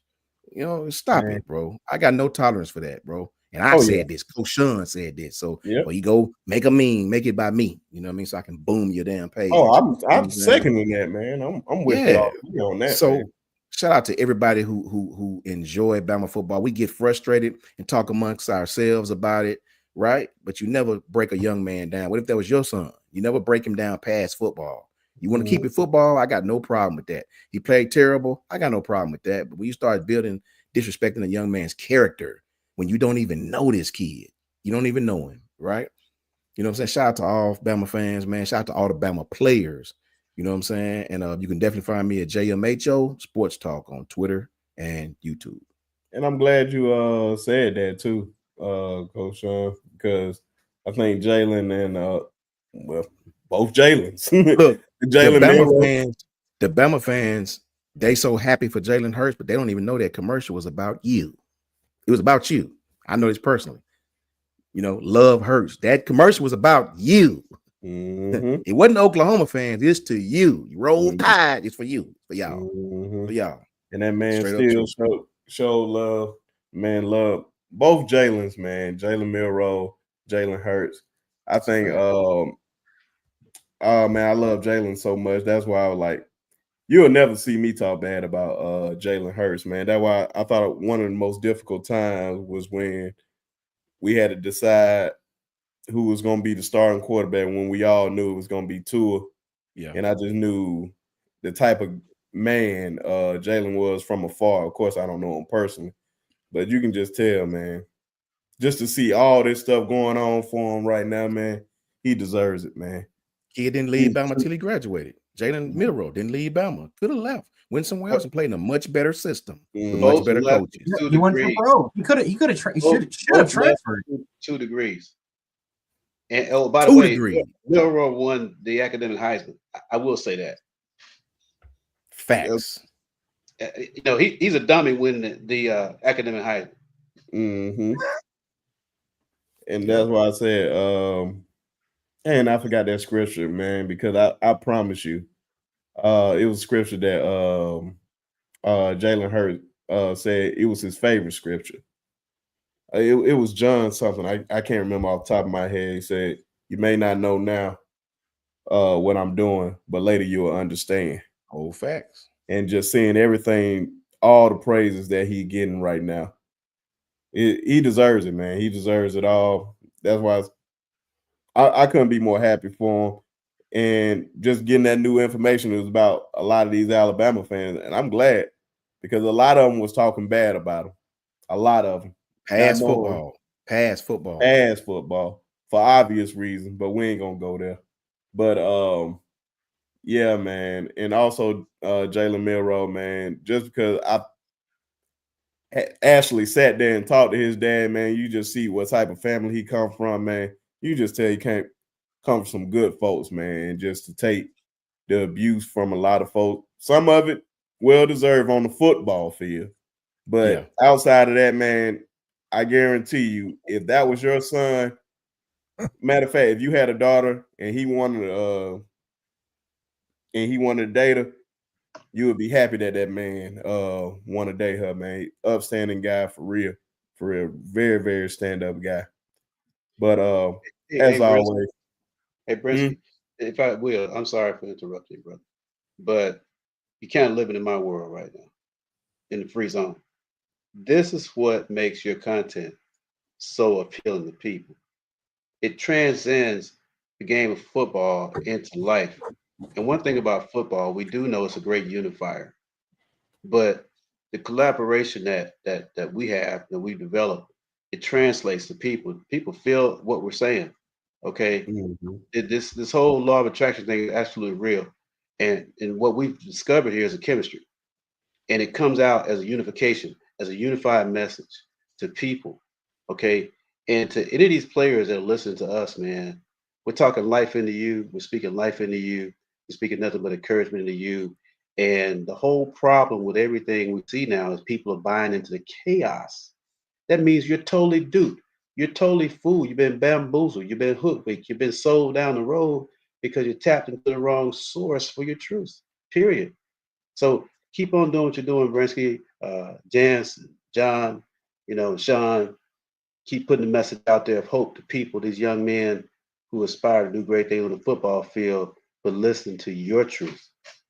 It's going to inspire them to tune out the madness and the chaos and to be great. Oh yeah, man. I definitely appreciate that. That's why I said, man, I wouldn't be here. That's why I said, man, it started with Ty and me just saying, man, I just need to be on your show. And Ty was like, oh man, anytime. And Ty personally went into my DMs and DM me.